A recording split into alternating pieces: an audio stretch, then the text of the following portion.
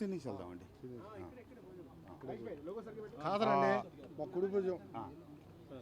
పత్రికా సోదరులకు నమస్కారం. నేను తెలుగుదేశం పార్టీలో చేరటం, చంద్రబాబు నాయుడు గారు నన్ను ఇక్కడ అభ్యర్థిగా నిర్ణయించడం, సరే నేను ముందుగానే వచ్చి సుబ్బారావు గారిని పెద్దలు సుబ్బారావు గారిని కలిశాను. మళ్ళీ ఈరోజు కూడా వచ్చి ఒకసారి కలిసి వెళ్ళటం కోసం వచ్చాను. వారి అనుచరులు మద్దతుదారులు అందరూ కూడా పిలిచి నాకు పరిచయం చేశారు.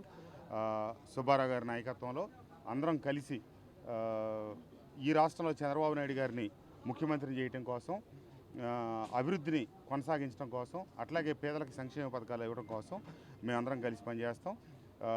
మైలవరం నియోజకవర్గంలో తెలుగుదేశం పార్టీ జెండా ఎగరేసి తద్వారా ఈ రాష్ట్రంలో తెలుగుదేశం పార్టీ ప్రభుత్వం అధికారంలోకి వచ్చేటట్టుగా మేమందరం కలిసి కృషి చేస్తాం. ధన్యవాదాలు.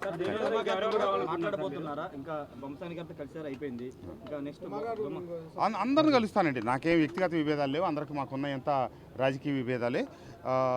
అవసరమైన రోజు తప్పకుండా నేను ఉమ్మగారిని కూడా కలుస్తాను. ఒక్కొక్కళ్ళు అడిగితే చెప్తాను.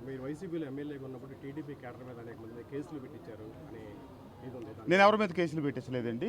ఆ కొండపల్లి సంఘటనలో మటుకు ఒక 5 గంటల పాటు కారులో లాక్ వేసుకొని ఉన్నారనే ఉద్దేశంతో పోలీస్ శాఖ వారు ఎవరెవరైతే వచ్చారో వాళ్ళు చర్యలు తీసుకొని కేసులు పెట్టారు. చెప్తే మైలవరం నియోజకవర్గంలో వసంత కృష్ణప్రసాద్గా ఎవరి మీద నేను ఉద్దేశపూర్వకంగా తప్పుడు కేసులు పెట్టించేది కాదు. ఆ రోజు ఆ కొండపల్లిలో సంబంధించి జీకొండూరులో జరిగిన ఘర్షణలో పోలీసు వాళ్ళు వాళ్ళ సహనం కోల్పోయి 5 గంటల సేపు మమ్మల్ని రోడ్ల మీద నుంచో పెడతారా, మమ్మల్ని ఇబ్బంది పెడతారా కేసులు పెట్టని చెప్తే నేను పెట్టించలేదనే సంగతి తెలుగుదేశం పార్టీ నాయకులకి కార్యకర్తలకి వాళ్ళందరికీ కూడా తెలుసు. టీడీపీ అధిష్టానం మీ పేరు ప్రకటించాక కూడా దేవినేని ఉమా గారు ర్యాలీ చేశారు. దీన్ని ఎలా చూస్తారు? ఎలా చుట్టానికి ఏం లేదండి. వారు అక్కడున్న కొంతమంది వచ్చి సంఘీభావంగా ర్యాలీ చేద్దామన్నారంట, చేశారు. సంతటితో సమస్య పోయింది. నాకు తెలిసినంతవరకు ఏంటంటే ఈరోజు కొంతమంది ముఖ్య తెలుగుదేశం పార్టీ నాయకులు వచ్చి నన్ను కలిశారు. వాళ్ళందరిని కూడా చెప్పారంట వారు ఉమా గారు వెళ్ళి కృష్ణప్రసాద్ని కలవండి, అతను ఇప్పుడు అభ్యర్థిగా ప్రభుత్వం పార్టీ ప్రకటించింది కాబట్టి కలిసి పనిచేయండి అని చెప్పారు.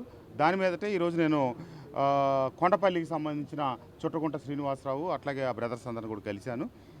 పార్టీకి సంబంధించిన యంత్రాంగం మొత్తాన్ని కలుస్తాను. ఈరోజు రేపు ఎల్లుండి 3 రోజుల్లో పార్టీ ముఖ్యులందరూ కలిసి తర్వాత పెద్దలందరితో కలిసి తదుపరి కార్యాచరణ నిర్ణయించుకొని ప్రకటించి తదుపరి కార్యక్రమాలు చేస్తారు. వాళ్ళందరూ తెలుగుదేశం పార్టీకి నాకంటే ముఖ్యులు, నాకంటే సీనియర్లు. తెలుగుదేశం పార్టీలో ఉన్నటువంటి క్రమశిక్షణ, బాధ్యతాయుతమైనటువంటి వ్యవహారం వారందరికీ బాగా తెలుసు. కాబట్టి ఖచ్చితంగా అందరం కలిసి ప్రయాణం చేస్తామని, కలిసి సాగుతామని అనుకుంటాం. త్వరలో కలుస్తాను, మీకు తెలియపరుస్తా. Thank you.